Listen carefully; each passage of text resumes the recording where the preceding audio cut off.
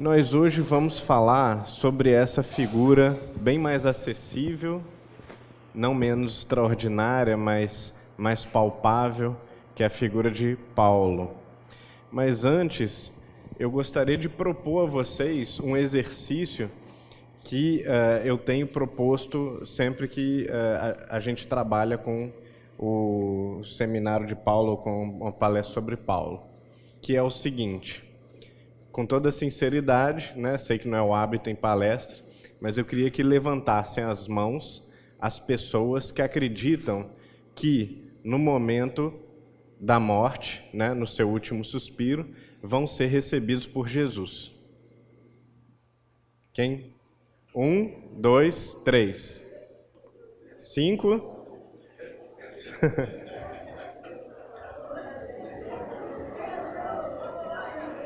Muito bem, gente. O exercício é para ser provocativo mesmo, tá?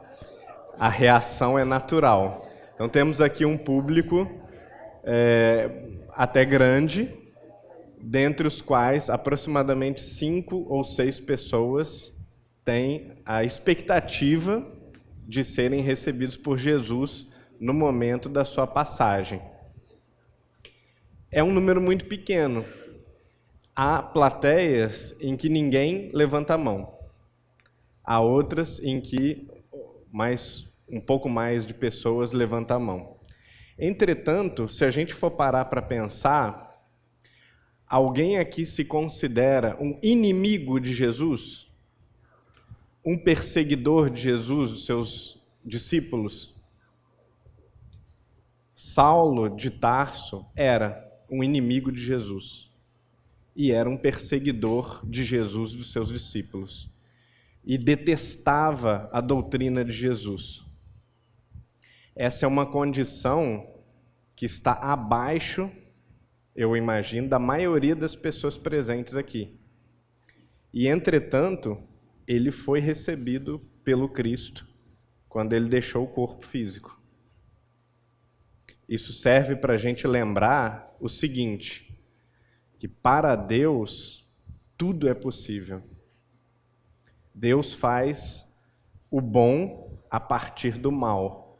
Ele consegue produzir muito com muito pouco. E nós não devemos nunca descrer do poder transformador de Deus nas nossas vidas, do poder transformador da doutrina e da presença de Jesus.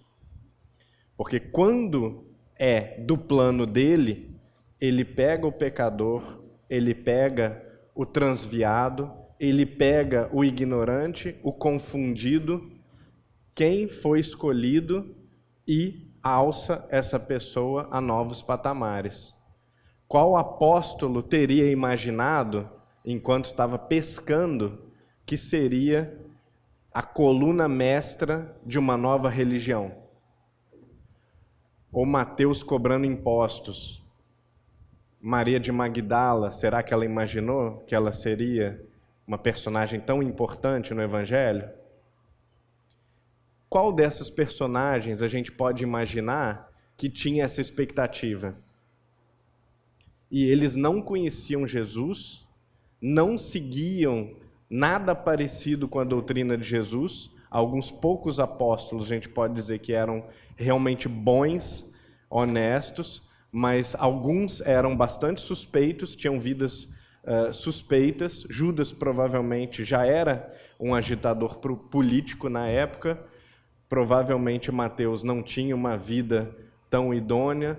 Zaqueu, quando encontra Jesus, ele vai se arrepender do seu modo, às vezes não intencional, mas que ele mesmo na autoanálise julgou um pouco avarento, um pouco ostentoso demais, e vai prometer a Jesus doar os seus bens e fazer algum tipo de ressarcimento, né? Dar algum tipo de ressarcimento a quem ele acha que ele pode dever alguma coisa.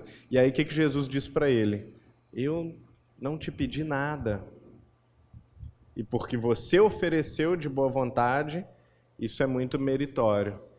E é muito bonito a gente observar que a história toda do Evangelho e a história do Novo Testamento depois da morte de Jesus, do retorno de Jesus à pátria espiritual, ela é uma história de esperança, de transformação, de renovação e de elevação de seres humanos falidos, com problemas, com dificuldades, e que às vezes continuaram com extremas dificuldades convivendo com Jesus 3 anos.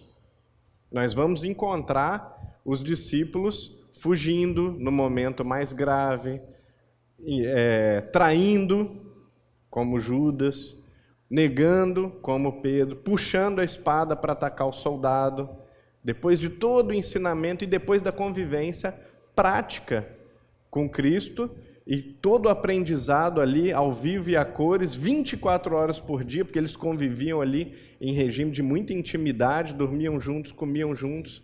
Mesmo assim, os discípulos se equivocam o tempo todo, são falíveis. E depois que Jesus parte, há brigas entre eles, há grande disputa a respeito da circuncisão. Paulo é um perseguidor de cristãos, é um inimigo do cristianismo.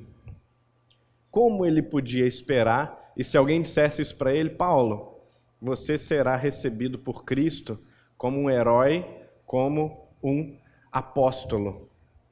O que Paulo acharia disso? Se alguém dissesse isso para ele aos 25 anos. Ele acharia extremamente ridículo e não gostaria, detestaria a ideia de se tornar um discípulo de Jesus e de ser recebido por Cristo. Com glória, com honra, com amor, como um amigo fiel. Então a gente nunca deve duvidar de que algo pode estar guardado para nós. Porque se nós somos imperfeitos, e é importante a gente ter a humildade de reconhecer as nossas imperfeições, claro, e observar que ainda falta muito a melhorar, mas por outro lado, nós não estamos lutando contra. Há tempo sempre para a gente se renovar. Talvez a gente não faça tanto quanto Paulo fez, tudo bem, é perfeitamente possível, é o mais provável, mas lembra que Jesus disse para o desconhecido, para o estranho que estava curando no nome dele, se não é contra nós, é por nós. Então nós já começamos bem, não sendo contra a doutrina de Jesus, não sendo contra o ensino de Jesus, não estando apáticos ou indiferentes e muito menos combatendo a doutrina de Jesus. Isso já é alguma coisa.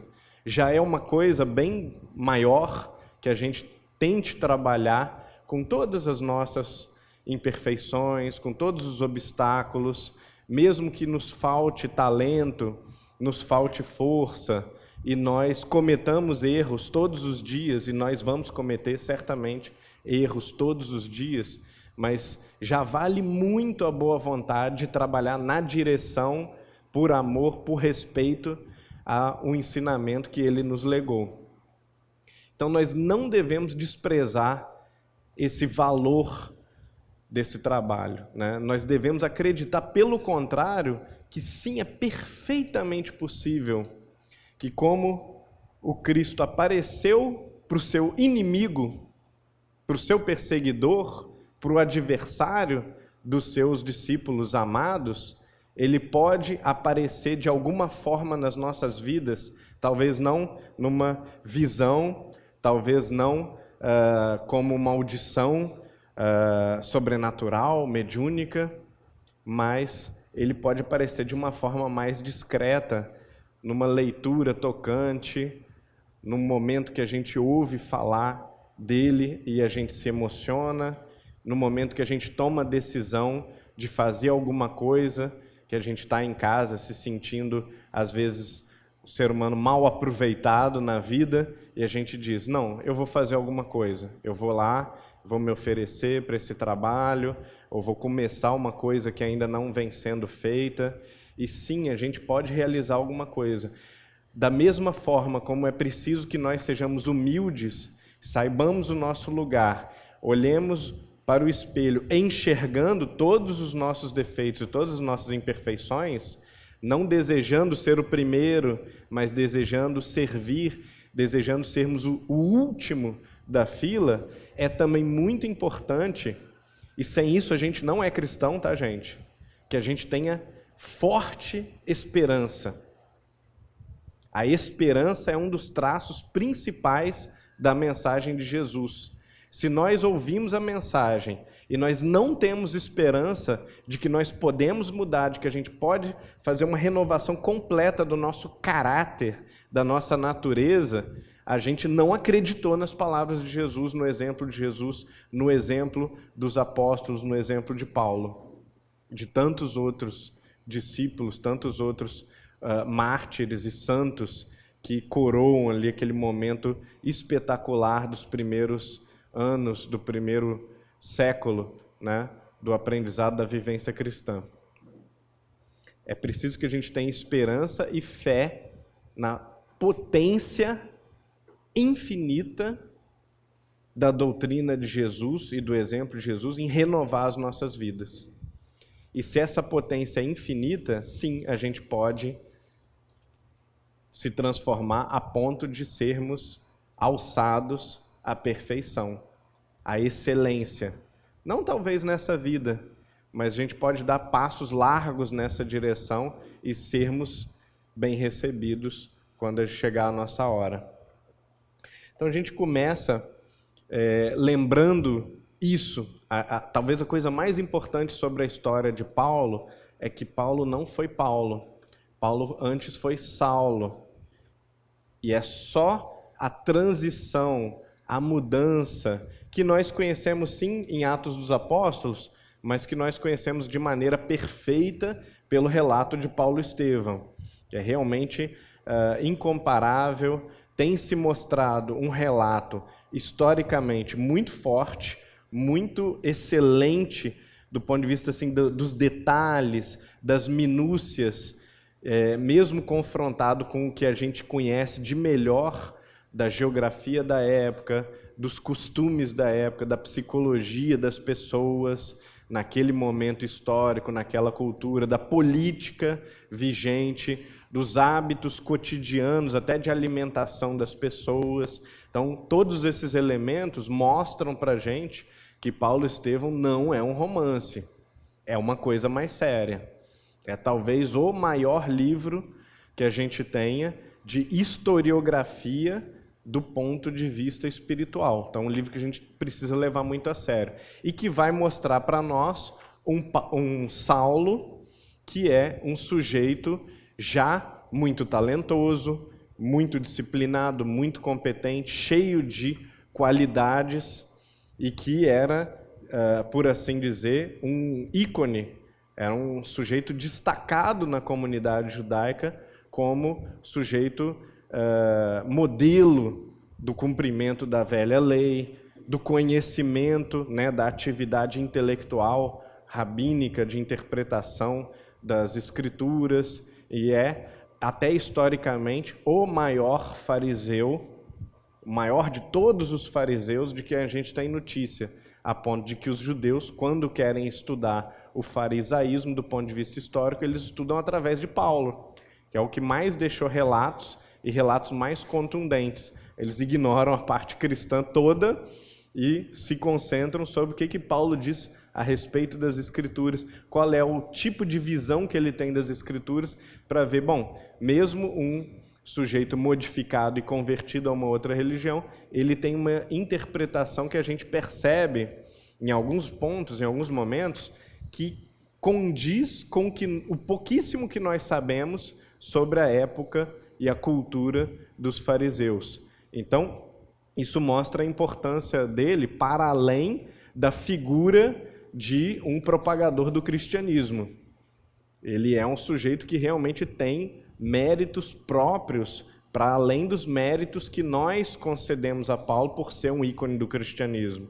Não é só como objeto de fé que nós enaltecemos o Paulo, mas é também como uma figura histórica que é marcante, que é um sujeito de um preparo intelectual imenso.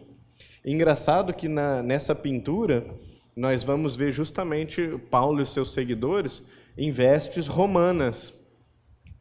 E isso condiz perfeitamente com o relato de Paulo e Estevão, de que Paulo ele tinha uma cultura toda helênica, era no coração um doutor da lei judaica e na indumentária exterior, na aparência e às vezes no comportamento, ele como cidadão romano, ele se mostrava publicamente como romano. Isso é dito no comecinho, né, de Paulo e Estevão, mas a gente vê aqui que no momento da conversão o pintor o pintou como um cidadão romano mesmo, né, até tem uma couraça, né, um peitoral, uma coisa assim.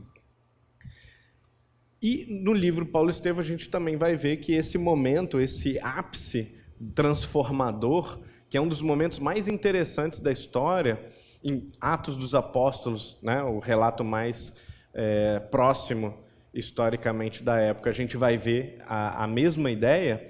Esse foi um momento tão crucial, não foi só o momento da virada, mas foi um momento tão crucial, mas tão crucial, que ele vai ser repetido o tempo todo.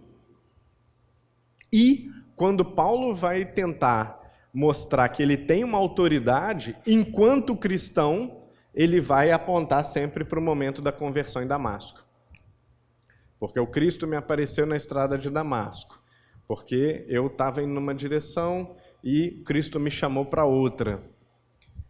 E às vezes ele precisa confrontar os apóstolos, porque os apóstolos naturalmente, em se tratando de um perseguidor, eles vão vão ser muito reticentes em relação a Paulo, vão ter medo e vão desconfiar mesmo de que Paulo se tornou um cristão, se transformou completamente. E em alguns momentos, mesmo depois de ser aceito, ele vai discutir com os apóstolos vão, digamos assim, caridosamente, fraternalmente, vão colocá-lo no lugar dele. Mas nós somos apóstolos. E você, quem que é você? Você é o traidor, que tudo bem, diz que viu Jesus e tal, e agora está aqui, e está trabalhando, está se esforçando, mas fique no seu lugar. Nós aqui somos da chefia, somos a direção. A gente vê muito isso, né, em comunidades religiosas, na casa espírita às vezes também. O sujeito usa a sua autoridade hierárquica para rebaixar o outro. E aí o que Paulo vira e diz? Bom, mas quem me chamou para o cristianismo foi o Cristo. E aí ele também ele tem a garantia dele, né? Eu sei que eu posso não ser exaltado na comunidade, mas internamente, eu estou tranquilo. Quem me trouxe aqui foi Jesus. Quem me convidou, quem me transformou foi Jesus. Eu sei quem eu sou, eu sei qual é o meu valor, e estou tranquilo, estou sereno.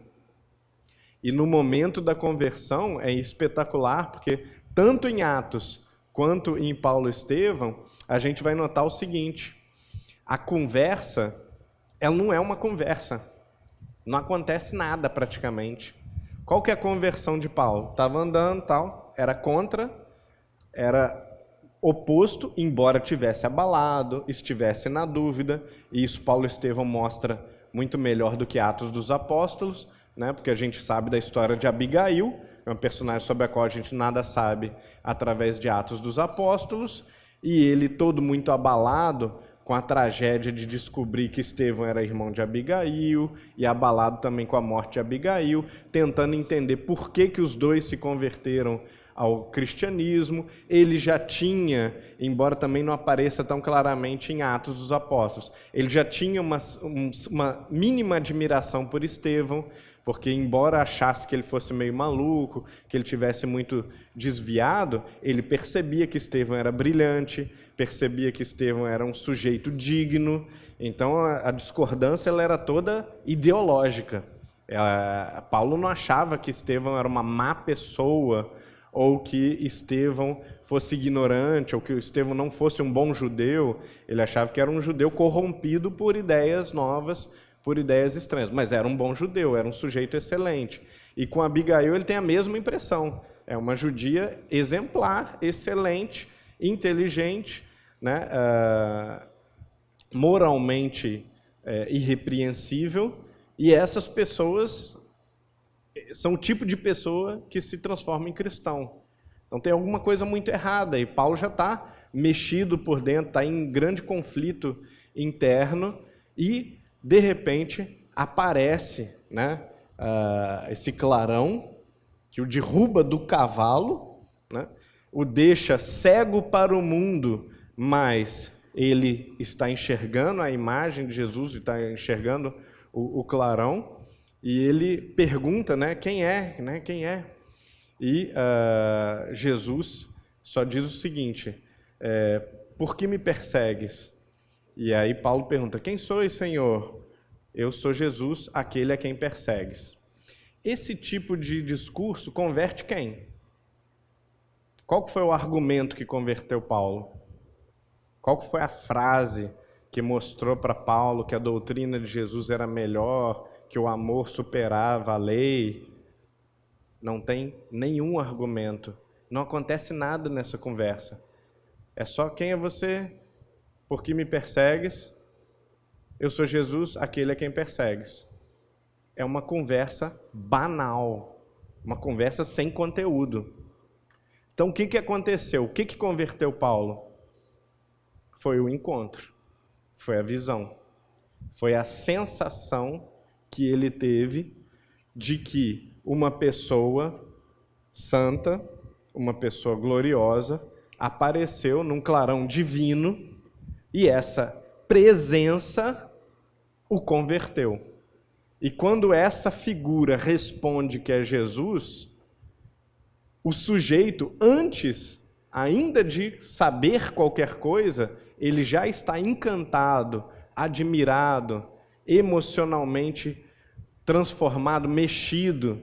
E aí sim ele vai ouvir que é Jesus e vai ligar a figura, a imagem, o nome que ele tinha antes com essa presença divina, essa presença de pureza, de santidade, de elevação espiritual que ele está sentindo. E quando ele cruza as duas coisas, ele não precisa de mais meditação, ele não precisa de texto, ele não precisa de discurso para se converter. Ele já é cristão neste momento, caído ali no chão, ficando cego, né, a vista desaparecendo, junto com a visão da imagem de Jesus, da figura de Jesus e do clarão, a visão dele para as outras coisas todas vai desaparecendo, e ele ali naquela situação ele já é cristão. Então isso mostra para nós uma coisa que se parece um pouco com o estranho convite que Jesus faz para as pessoas, quando ele chega lá para os pescadores, para os outros trabalhadores braçais ali da região, né, da Galileia, e ao chamar as pessoas se convertem instantaneamente. Ele chega para as pessoas e diz, vem e me segue. E as pessoas não têm um bom motivo para seguir, elas não ouviram um discurso convincente, elas não foram chamadas de uma maneira que as levasse a concluir de que aquele era o Messias, ou de que sequer fosse um profeta. Elas simplesmente vão. E isso é uma coisa que não tem como a gente simular, ou não tem como a gente apresentar para o ouvinte moderno ou para o leitor moderno. É muito difícil a gente conseguir explicar para o não cristão o que é isso.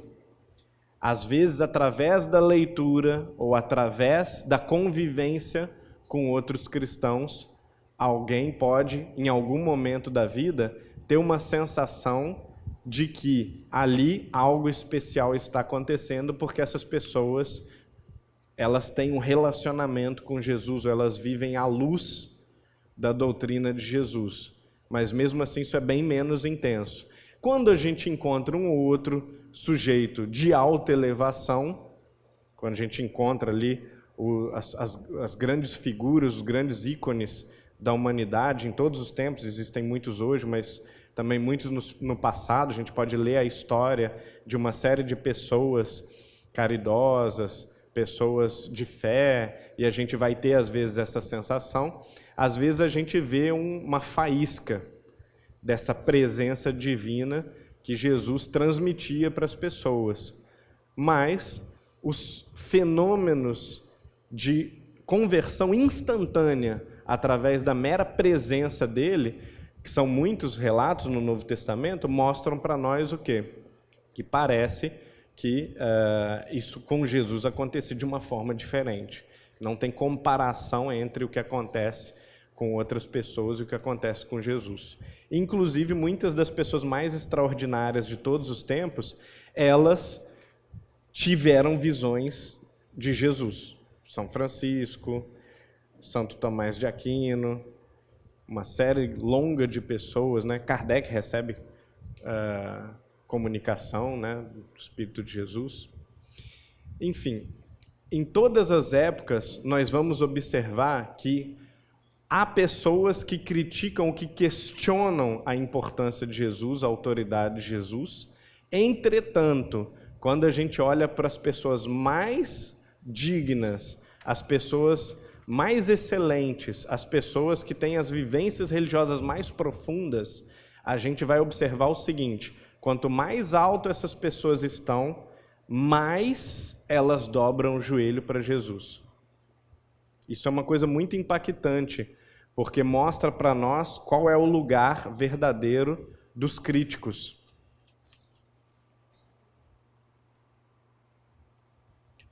A gente consegue, através de Paulo e Estevão, ter alguns leves insights sobre o pensamento de Estevão. Estevão é uma figura importantíssima. Já em Atos, a gente observa que ele, chegado, não se sabe direito de onde, ali do norte do Peloponeso, talvez da Caia, né, de Corinto, da região de Corinto, mas é um João Ninguém, basicamente. Não é alguém que tivesse referências ou que trouxesse uma bagagem ou que tivesse nem autoridade religiosa como judeu, nem como cristão. E a gente praticamente nada sobre ele sabe em Atos dos Apóstolos. Entretanto, é bom a gente lembrar que Mateus se diz assim, Jesus diz: "Ide antes as ovelhas perdidas da casa de Israel, e indo pregai dizendo, é chegado o reino dos céus." Isso ajuda bastante a gente a entender essas chegadas misteriosas de novos cristãos que às vezes pareciam vir prontos e que já tinham a bagagem suficiente. E é interessante também notar que os primeiros grandes cristãos são todos judeus, porque eles, como Jesus afirma, já tinham o preparo, já tinham o estofo suficiente para entender exatamente o que aquilo significava, o que era um Messias, que foi anunciado, que ele ia transformar, renovar todas as coisas, ia promover a libertação do povo de Israel, e havia uma continuidade de compreensão do monoteísmo, da ideia de que existem leis divinas, etc, etc, etc, coisa em que os romanos não acreditavam, os gregos não acreditavam, os egípcios não acreditavam. Então, o trabalho era muito mais intenso. Por isso, os trabalhadores da primeiríssima hora são todos judeus. E aqui diz Estevão em Paulo Estevão: éramos escravos das imposições pelos raciocínios, a lei de Moisés, mas hoje somos livres pelo evangelho do Cristo Jesus. Onde está em Israel os que ainda não ouviram as mensagens da boa nova? Onde os que ainda não se felicitaram com as alegrias da nova fé? Deus enviou sua resposta divina aos nossos anseios milenares.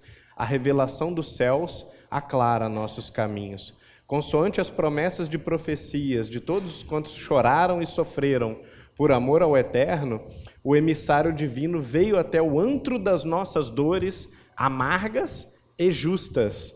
Amargas, mas justas. Muito bonito isso, né? Para iluminar a noite de nossas almas impenitentes, para que se nos desdobrassem os horizontes da redenção. Quer dizer, um cristão muito convicto, né? O sujeito já está totalmente modificado. O Messias atendeu a problemas angustiosos da criatura humana com a solução do amor que redime todos os seres e purifica todos os pecados. O discurso é longo, vou convidar vocês a lê-lo em Paulo Estevão.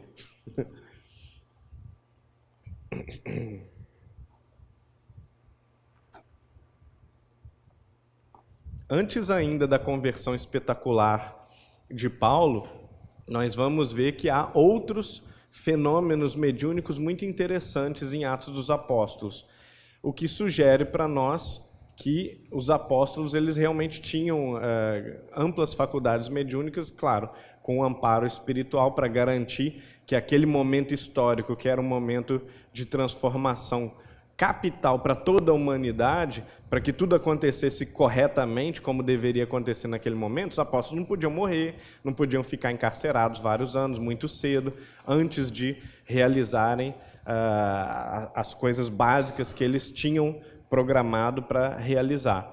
Então, quando os apóstolos são presos, por exemplo, há um momento em que há um silêncio estranho, os apóstolos eles têm uma intuição de que alguma coisa vai acontecer, têm uma percepção espiritual, e as grades da cadeia, elas abrem, as algemas dos apóstolos caem, os sentinelas que estão na porta da cela dormem, isso tudo quase que ao mesmo tempo, quase instantaneamente, e eles começam a sair. E Pedro nota, inclusive, que o último dos sentinelas, ele não está dormindo, mas ele não enxerga os apóstolos saindo.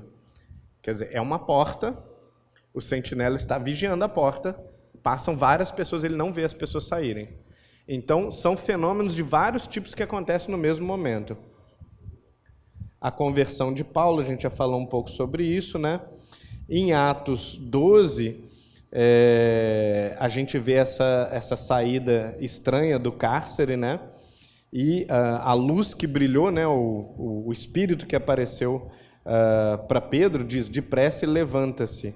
Então as algemas caíram dos seus punhos. Uma outra passagem interessante de Atos é que quando finalmente Paulo é aceito pela comunidade e ele começa a se inteirar lá das coisas, eles percebem, os apóstolos percebem que assim como Estevão, Paulo é um excelente orador. É um orador assim, como na verdade nunca tinham visto antes, talvez até melhor que Estevão. Com certeza agora que Estevão já não está mais entre eles, já tinha sido apedrejado, já falecera, Paulo se torna o maior expositor do cristianismo nascente. E ele chega até uma pequena comunidade, onde há uma sinagoga também pequena, e as pessoas elas ficam tão empolgadas com o sermão, com a preleção de Paulo, elas ficam tão assim fascinadas, que ao final da exposição de Paulo, algumas pessoas chegam e dizem o seguinte: olha que interessante, volte aqui na semana que vem, né, nesse mesmo horário, no mesmo dia, e, por favor, repita palavra por palavra isso que você nos ensinou hoje, porque nós vamos trazer os nossos amigos e os nossos parentes e nós queremos que eles ouçam exatamente isso que você expôs, exatamente igual. O que é muito interessante para nós, que na semana seguinte, o pequeno templo estava entupido de gente, as pessoas tiveram que remover partes, né, da parede para escutar e não conseguiam entrar todas as pessoas que desejavam, e Paulo repete palavra por palavra o que ele tinha dito na semana passada. E nós, atualmente, nós temos uma ânsia bem moderna, né, uma voracidade insaciável por novas informações, por novidades, e quando a gente vê uma coisa mais ou menos parecida com o que a gente já escutou, né? Mais uma palestra sobre esse assunto, pula essa. Ou então, eu não vou assistir não, porque eu já cansei de ouvir sobre a Gênese. A gente tem essa pretensão de coisas que a gente já ouviu uma ou duas vezes serem inúteis, ou não precisarmos mais dessas coisas, quando, na verdade, a sabedoria do mundo antigo, ela era justamente ela ia no sentido de valorizar e de enaltecer aquelas coisas mais importantes, a ponto de que as pessoas faziam releituras dezenas e dezenas de vezes dos Salmos, por exemplo, até decorar. e cantavam os salmos com o objetivo de memorizá-los, porque era importante para os antigos ter as coisas sagradas e ter as coisas importantes de cor, que é essa palavra francesa que significa de coração, gravado no coração. Então, decorar significa exatamente gravar no coração. E é isso que os antigos faziam na leitura dos Vedas, lá das Upanishads. Os gregos faziam com Homero, com Hesíodo, com as coisas que eles achavam importantes. Eles liam e reliam aquilo em voz alta com o objetivo de decorar uma coisa que era considerada especial, uma coisa que era considerada sagrada. Então, acho que é uma passagem que, embora seja muito obscura, embora ninguém dê muita atenção a ela, ela ajuda a gente a enxergar essa importância que os povos antigos davam à repetição, à consolidação de uma coisa que eu já ouvi, mas que sempre vale a pena ouvir de novo. Isso é muito importante, a gente tem perdido muito isso, no desespero pela novidade. Então a gente pode passar as epístolas, que são todas muito especiais, muito particulares, também do ponto de vista do contexto histórico, daquela comunidade específica, dos problemas que a comunidade está enfrentando, e sem esse conhecimento, muitas vezes a gente vai fazer mau juízo do Paulo, ou da cultura de Paulo, ou vai inferir que Paulo era, sei lá, machista, ou que Paulo era grosso. E quando a gente conhece a comunidade, o contexto, a história da época, a gente vai ver que aquela mensagem para aquela comunidade, ela tem a ver com o que está acontecendo ali. Então as epístolas, elas são eternas, elas são para ser lidas por cada um de nós, claro, elas deixam uma mensagem, uma lição para nós, mas se a gente não tiver nenhuma ideia de onde que é Tessalônica, o que acontece em Tessalônica, qual era a comunidade, quais eram os problemas da igreja de Tessalônica, a gente não vai entender por que essa mensagem foi dada desse jeito. E a gente vai, talvez, imaginar uma série de coisas. Então, eu estou me baseando, do ponto de vista da análise histórica das epístolas, estou me baseando no livro que chama O Manual de Cambridge para as Epístolas, em que ele começa descrevendo Tessalônica como uma cidade que, por exemplo, tem terremotos, era uma cidade portuária grande, uma cidade muito movimentada comercialmente, então chegavam pestes de longe. Então, por várias catástrofes naturais, havia muita morte de bebezinhos. E, às vezes, também casos de natimortos. Os bebês já nasciam, davam o último suspiro e morriam.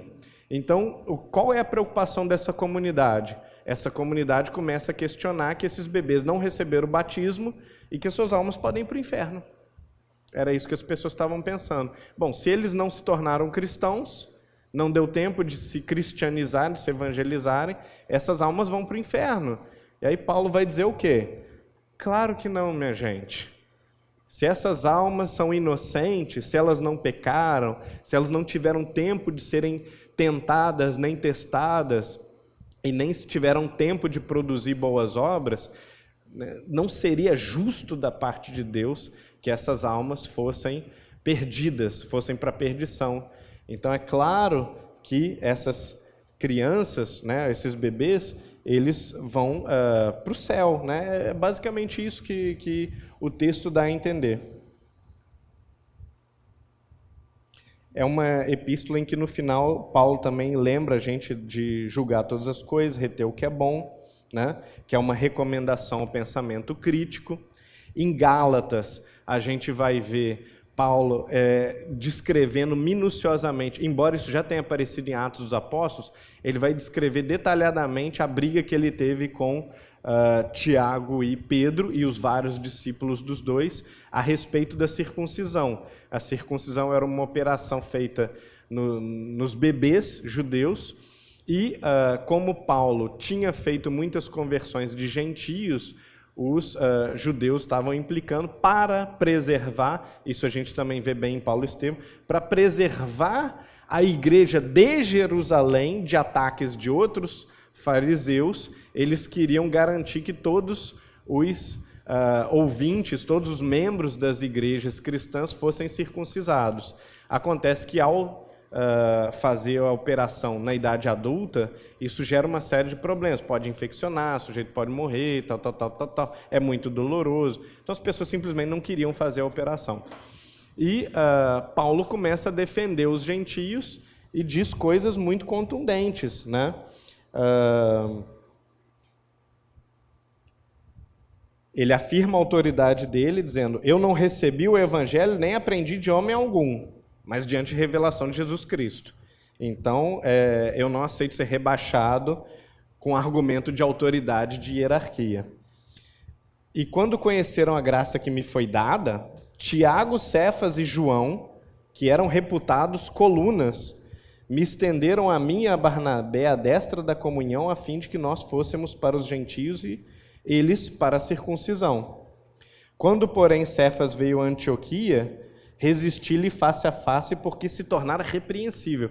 Olha que extraordinária coragem de Paulo de realmente confrontar Pedro, por assim dizer, né, entre aspas, o chefe dos apóstolos, o líder, né, a autoridade moral maior dos apóstolos. E Paulo, com a maior tranquilidade, enfrenta Pedro e mais, ele diz o seguinte: é porque você se tornou repreensível de acordo com a lei do Evangelho. Então não tem nada contra Pedro, mas Pedro não está agindo de acordo com os ensinos de Jesus.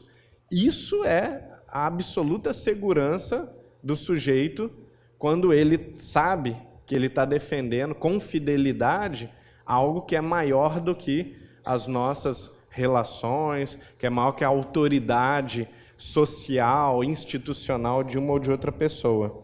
E Paulo era repreensível justamente porque ele, quando estava sozinho na igreja de Antioquia, ele comia junto com os gentios e confraternizava com os gentios e convivia com os gentios. Quando chegam os discípulos de Tiago e estão vendo o que ele está fazendo, ele sai da mesa dos gentios e fica numa mesa só dos judeus e começa a ostracizar os gentios.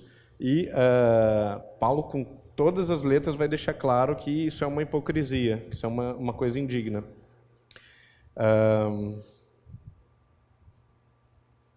Ele vai lembrar que nós somos justificados pelo amor, pela intenção e não pelas obras da lei.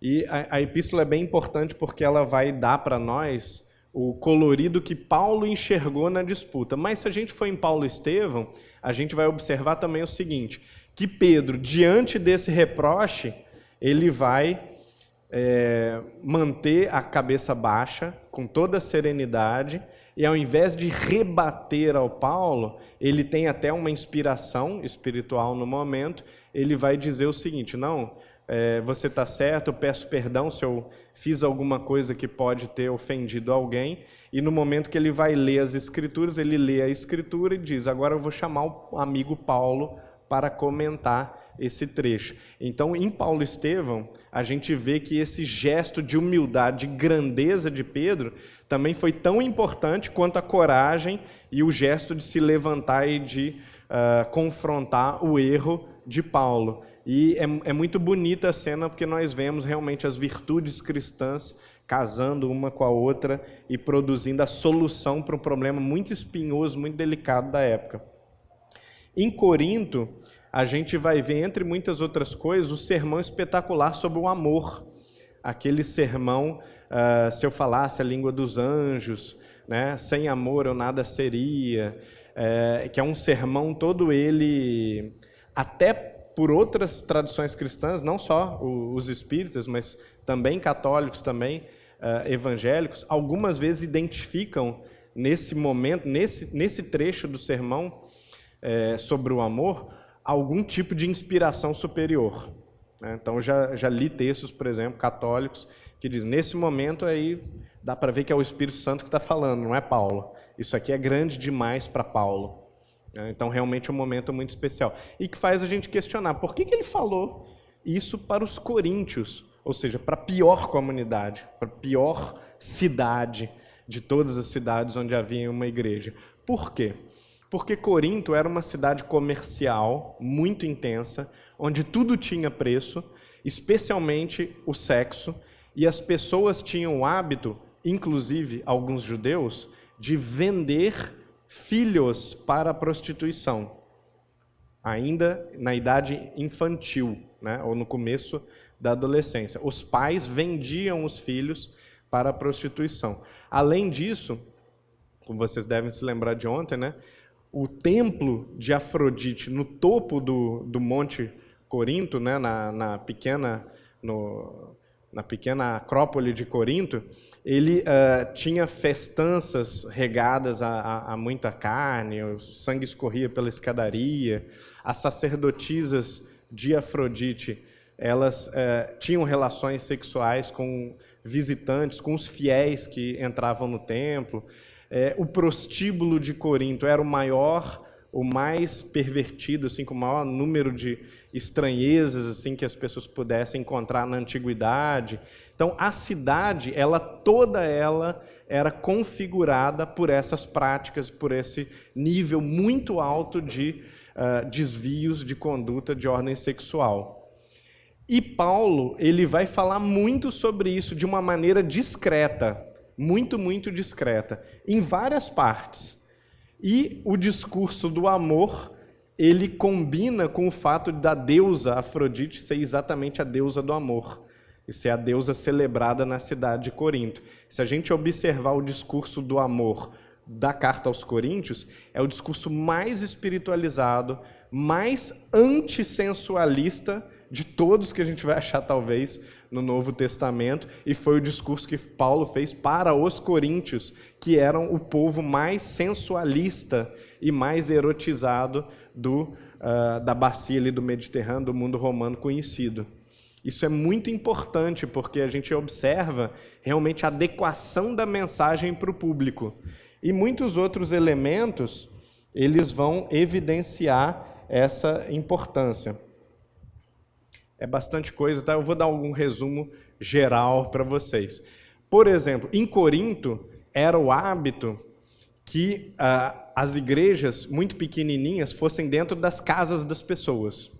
As pessoas colocavam várias cadeiras, convidavam os vizinhos, os conhecidos, ou eram igrejas mesmo, eram predinhos pequenos dedicados às igrejas, e por serem muito pequenos, ou por serem a sala de estar das pessoas, acontecia o seguinte: os coríntios, seguindo seu hábito cultural, eles reservavam as cadeiras da frente para os amigos, às vezes até para pessoas mais ricas, e as cadeiras de trás, elas eram, ou então às vezes não tinha nem cadeiras, para os convidados que eram desconhecidos ou que eram mais pobres ou que não tinham prestígio social. Então Paulo vai enfatizar isso, que na comunidade cristã todos são iguais. A gente não entende bem o contexto se a gente não souber que isso estava acontecendo, que esse tipo de coisa acontecia.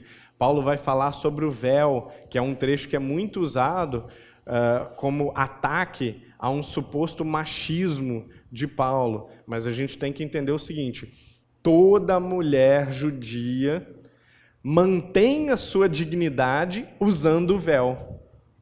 Não usar o véu é um traço de extrema indignidade, de extremo desvalor da mulher judia.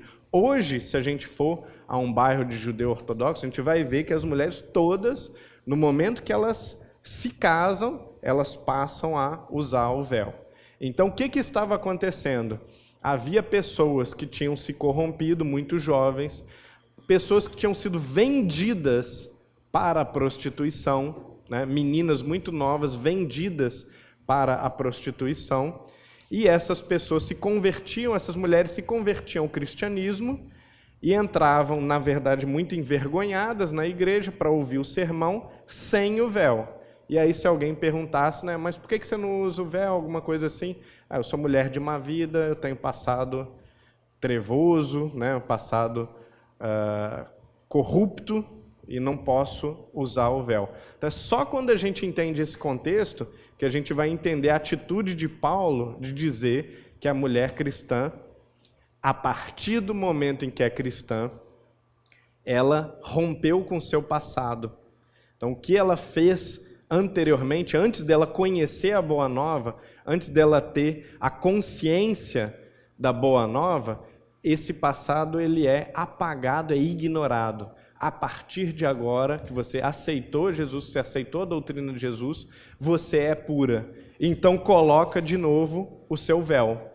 Ele está deixando as mulheres de má vida, que se achavam indignas de vestir o véu, está deixando elas recolocarem o véu. Então é um gesto de ofensa à lei antiga e de uma reforma moral através da intenção, através da ideia de que o cristianismo renova a pessoa, transforma a pessoa, e que a partir de agora, com as intenções purificadas, com as intenções renovadas, você é uma outra pessoa. A mensagem de que foram chamados tanto judeus quanto gregos é muito importante. A ideia da diversidade dos dons é muito importante. Havia algumas pessoas que tendiam na cultura grega para vidas de isolamento. O ascetismo entre os gregos era muito forte. Há comunidades estoicas, há comunidades cínicas de pessoas que vivem em cavernas. E Paulo vai enfatizar a importância de não viver com ódio ao corpo, ou com afastamento do corpo, mas evoca os cristãos a encarnar. Você está nesse mundo, então apesar de toda a mensagem contra o sensualismo, também não é para você ter uma inimizade com a carne, uma inimizade contra a matéria, contrariando de novo o que muitas pessoas acreditam que é a mensagem principal de Paulo. Ele vai dizer que o cristão ele deve encarnar, ele deve assumir que ele é uma pessoa no mundo físico, que ele tem que trabalhar, que ele não deve se furtar do contato social, né?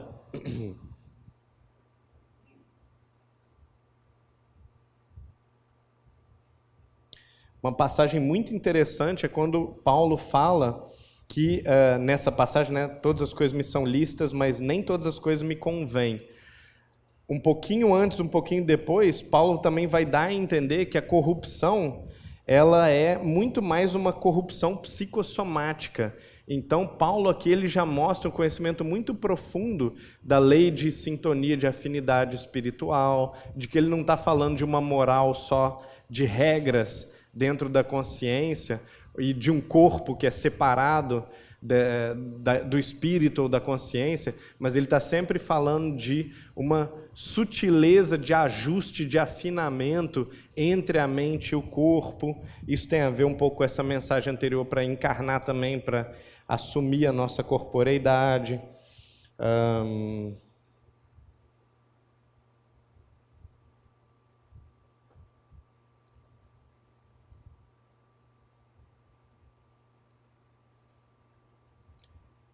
Bom, é muita coisa, né, gente? Em Romanos, a gente tem alguns trechos bem interessantes, né? É o momento em que Paulo vai enfatizar para as pessoas que não há privilegiados dentro do cristianismo. Porque um pouco antes, os romanos haviam alegado o seguinte: qual que é o problema da comunidade romana? E esse é o ponto aqui da nossa exposição sobre as epístolas. Não é que a gente conheça todas as epístolas, mas que a gente veja que os diferentes contextos das epístolas vão impactar sobre o que Paulo está dizendo para aquele grupo, naquele momento, né? Então, o drama dos romanos era todo o seguinte: nós somos romanos, os nossos deuses cometem adultério, fazem guerras, se vingam, têm ataques de raiva, de fúria. Vocês, judeus, vocês têm o Deus único. Vocês têm a ideia de uma lei, de um mandamento todo severo, né, de regulação comportamental extrema. Nós temos vários deuses, então, quando um Deus tem um comportamento assim mais disciplinado e eu não gosto, eu posso seguir outro Deus. E quando um Deus tem um comportamento ou tem uma máxima contrária ao dinheiro, ao enriquecimento, eu posso seguir o Deus que é favorável ao enriquecimento e que é favorável às coisas que eu quero fazer. Então, o comportamento do romano, ele é muito relaxado, porque tudo para ele é válido, Tudo para ele é sempre possível, sempre permitido, mas num nível assim, realmente do descalabro, da perdição comportamental e moral. Então o romano se sentia injustiçado, porque os judeus receberam Moisés, eles acreditam num Deus único, um Deus que é moral, um Deus que tem um comportamento que não é exatamente as máximas ou as recomendações, os mandamentos comportamentais do cristianismo, mas é parecido, porque é do autocontrole, da disciplina, da responsabilização individual, não matarás, não cometer adultério, não cobiçar as coisas do próximo. Então, os romanos concluem, a mensagem cristã ela é muito fácil de seguir para os judeus e é muito difícil de seguir para a gente. Engraçado é o seguinte, olha só como é que a coisa ela não é simples e bizonha e você repete sempre a mesma coisa na mesma direção. Porque em outros momentos, o evangelho mesmo e as epístolas mesmo vão dizer que é mais fácil sim para o judeu. Mas quando os romanos dizem isso, que não tem como eles se adaptarem, Paulo vai dar um pito neles também. Vai dar uma bronca no seguinte sentido. Os atributos invisíveis de Deus, ou seja, as leis de Deus, o caráter da justiça, do amor, da caridade, do perdão, que são invisíveis, eles são patentes, são evidentes por meio de todas as coisas criadas.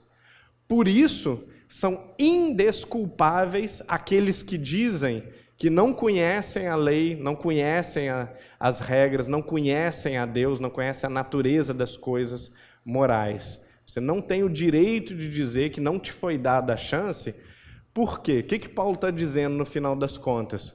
De uma forma muito impressionante, ele está defendendo um tipo de filosofia ali de fundo que é perene, que é igual para todo mundo, que é universal para todo mundo, e que, se o sujeito tivesse estudado Platão, ou se ele tivesse estudado Zenão, ou se ele tivesse estudado Epicuro, ou qualquer outro sábio, ele já saberia muito mais daquilo que Jesus está vindo ensinar, já saberia uma parte maior do que sendo um romano relaxado, um romano não preocupado com os valores morais, não preocupado com a imortalidade da sua alma, com a sua dignidade espiritual, porque a mensagem do alto, ela está sim, essa é a doutrina de Paulo aqui nos Romanos. A mensagem do alto está distribuída de maneira mais ou menos suficiente pela humanidade toda. Então, venha você da China, da África, do Alasca ou da Argentina, algum tipo de referência você tem, algum tipo de líder espiritual ou de professor de ética, algum filósofo que aponta mais ou menos para o caminho da verdade, o seu povo tinha disponível. Por que você não seguiu essas recomendações? Por que você deu as costas aos sábios do seu povo, da sua pátria, e agora quer alegar que os judeus receberam privilégios especiais e vocês não? Mais ainda do que isso, quando ele fala que os atributos de Deus são patentes por todas as coisas criadas, por meio de todas as coisas criadas, ele está quase que dizendo que há uma verdade científica, que se a gente observar o comportamento humano, a psicologia humana, a moralidade, a sociedade, a natureza, os animais, o fluxo ordenado da vida, de todas as maneiras, para todos os lados que a gente olhar, a gente vai encontrar uma e mesma lei de Deus, expressa de infinitas formas. Isso é muito belo, muito rico, muito profundo e lembra a nós a grandeza intelectual do Paulo de reagir de uma forma tão cirúrgica, tão certeira aos problemas que lhe eram colocados. Então, muito ainda se teria a falar sobre as epístolas, mas o mais importante é isso, é o convite a uma leitura mais consciente e mais crítica das epístolas, que a gente leia as epístolas com cuidado, lembrando de uma coisa aqui muito importante. As pessoas que recortam trechos, que mutilam fragmentos do texto para dar a entender coisas às vezes absurdas, elas não encontram sustentação quando você lê o texto todo. Então, aquelas pessoas têm a intenção de distorcer uma regra, de fazer parecer que Paulo às vezes disse uma coisa absurda.